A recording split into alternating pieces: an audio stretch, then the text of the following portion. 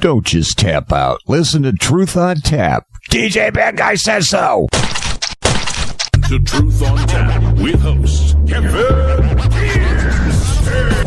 How can I say that my show is Truth on Tap if I don't come in here and set you free? Ooh, are we going to talk about some shit tonight? Get your friends in here. Get them in. Opening up the Truth pipeline. So what's this show going to be? Well, I'm going to set you free. That's what the truth does. For these bitches.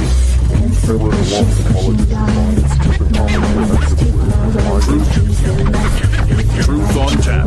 WesJohnson.com. Check them out. This is crazy. Do you know I love pickles and peanut butter? I cannot get enough of that. Pickles and peanut butter is like an orgasm during an orgasm, if that's even possible. I couldn't imagine the biological possibility of it, yet the fantastical fantasy possibility is quite real.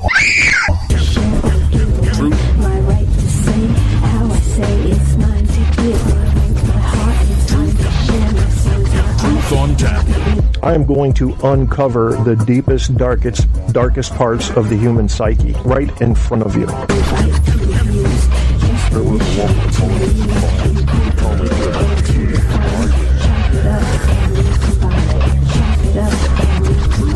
Truth on Tap is now flowing from iHeartRadio. Get your Kierstead fix by Googling Truth on Tap with Kevin A. Kierstead. I could have fun with this guy, though. He's got a picture of his penis up there, and he guesses he's a black dude looking for a twink. All the truth you can handle running hot on iHeart, Facebook, Spreaker, and more. You want the truth? Feel the blunt force trauma of that during the show, yeah. Don't tap out. Get the truth. Truth on Tap. Tap, tap, tap. What in tarnation is going on? Is this Genghis featuring Stereo Black Star? Super Negro again? How could that be? How could that be, my friends? Well, I found it again. You know I'm on a loaner laptop, didn't have my music choice. CC Mixer does not have great search tools, yet it's there, and I got it. It is 10/2/2014, 11 o'clock p.m. Eastern Standard Time. Gonna talk about education this episode, but not only education. No. I wouldn't limit it to that now, would I? It looks like, yeah. Hey, Andrew, I'm glad you're in the chat, buddy. I think the volume's a bit low on this, guys, but you'll have to deal with that as I work through my, get my new computer in here and set up. So the reason I'm half stuttering here is because I was half checking up on my show and my own voice is coming back into my ear. So, yeah, that's never fun, to be honest with you. You know, yeah, I'm sorry. I'm dealing with some software issues, but I'm going to let it go. Hopefully it does not change up on me. I've got auto amp turned off. You are listening to Genghis featuring Stereo Black Star, Super Negro. What are we going to talk about here? Not so much about this statistic and that statistic, but more in how education affects any one individual in the world. That's kind of the angle I'm coming from. Some of you guys who listen to the show routinely know that's how I think. I'm thinking about the broken manimal, the undeveloped animal inside of all of us. And what does education mean to the current human population versus what it might have meant 10,000 years ago or 10,000 years from now? What does it mean to the current group? And a lot of it, for me, is coming down to tolerance. Tolerance is a kind of a big deal to me because it says so much more than you're fair-minded, and we'll get into it. Yeah, but first we've got Black French rap. What are you going to do? Andrew, is it too low for comfort, the volume? Does it sound okay? Andrew first in the chat room. Andrew, who is my favorite Australian, also happens to be ex-military. Andrew, who you know is not racist because he was married to a black woman. You know, that makes me comfortable. I love my Australian brothers, and I'm impressed by them. I'm impressed by their intellect and their toughness and their very unique history. And it seems to me like most countries outside of the United States, until you get into South America, seem to be more culturally advanced. Okay, thank you, Andrew. Than the Americans. I don't know where we're missing that out, America. What's happening?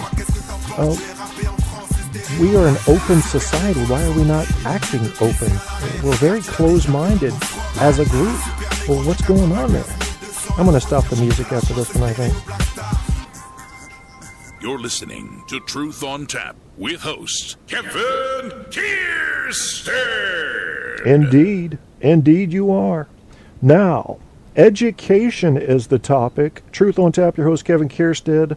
Andrew gets the gold medal for the chat room. I'm going to list off to you a few websites I have up, so you'll start to get a overview of what this show's going to be about.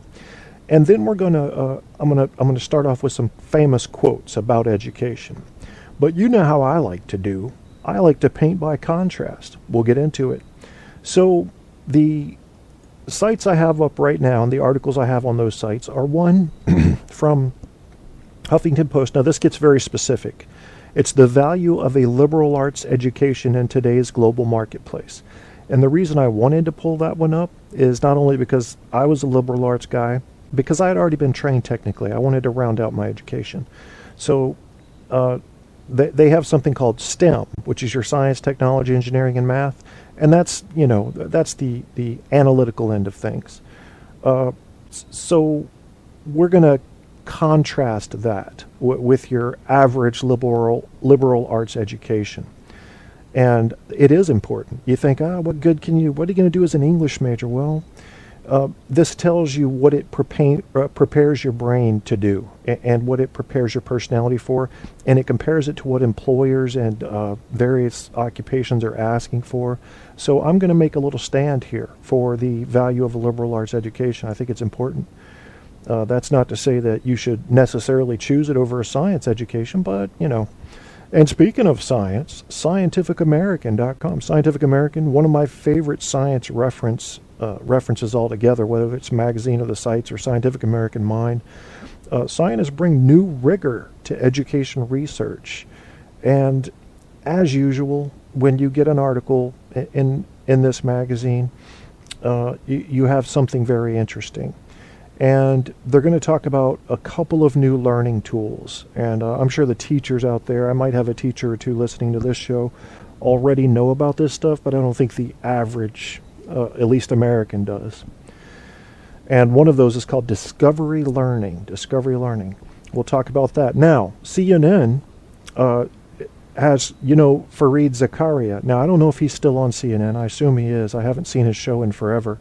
But he has an opinion piece in the Washington Post, and it's called America's Educational Failings.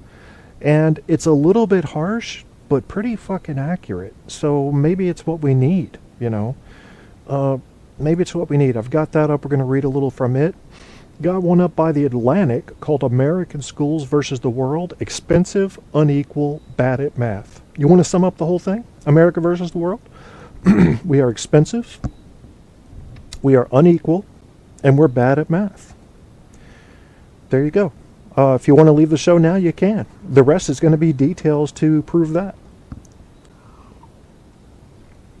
But it's actually going to be what I like to do, like I said, is go into the individual, what it means to the individual, what I've seen happens when you compare your average educated person, at least in America, with your average uneducated person, and I'm betting that this phenomenon goes global, at least culturally, and I think my out of the United States friends will agree.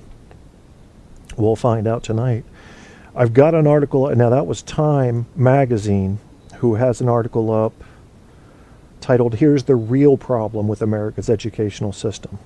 Might talk a little bit about this. I can't talk about, in depth anyway, all of these articles, but I think I'll be able to share them because they do all apply, and I've read at least parts or most of all of them.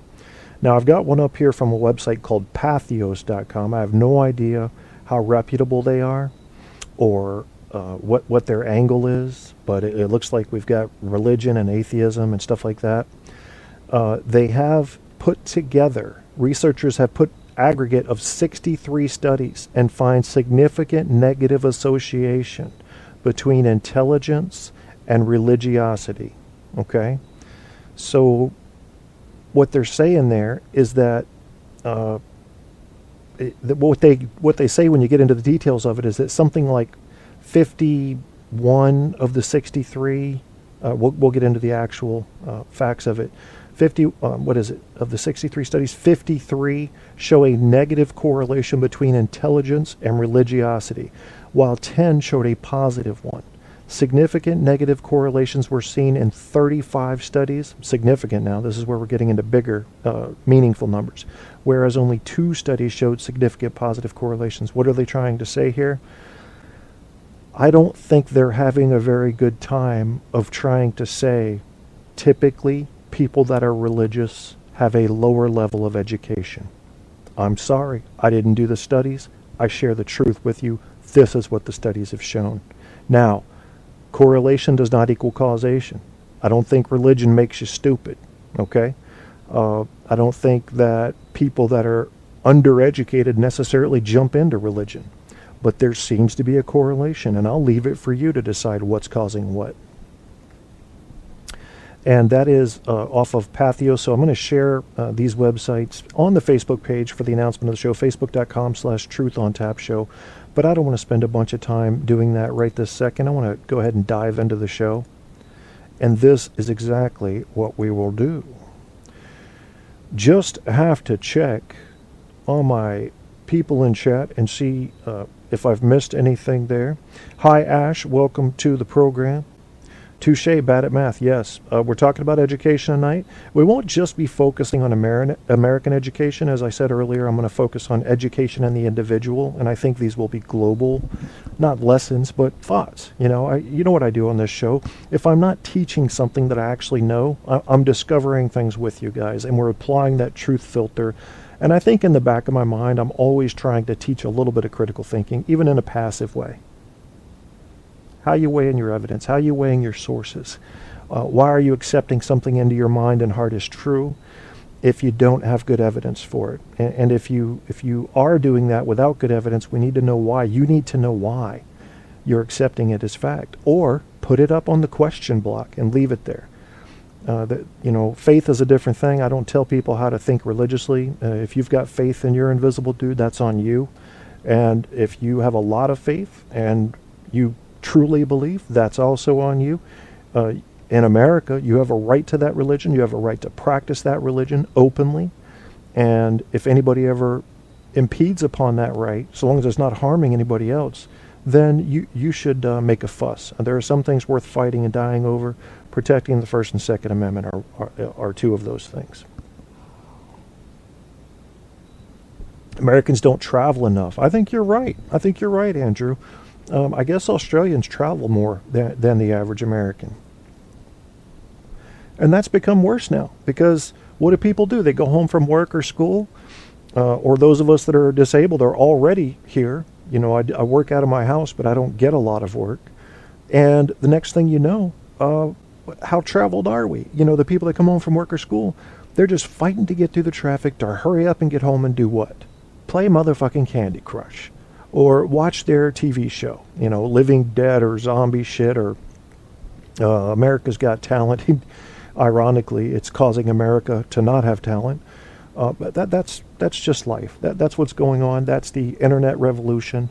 Personal choices on multimedia have basically pinned people's asses to the couch now in American homes. And what do you think that's happening? Why do you think that's happening? When you are consumed with being privy to look at information or to read information at the tip of your fingers that you've always wanted to see put together in one place, and you have the ability to get curious and jump from one thing to another all on one single computer or laptop or phone or tablet, why wouldn't you be glued to the couch? I mean, there's a lifetime of information you're trying to get into your brain on stuff you enjoy or stuff you're interested in. And you can't do that when you're out riding a bike, can you? You can't do that when you're out fishing. People have to learn the value of separating from your devices. And that can't be taught, I don't think. Maybe it can, but we're not teaching it right now.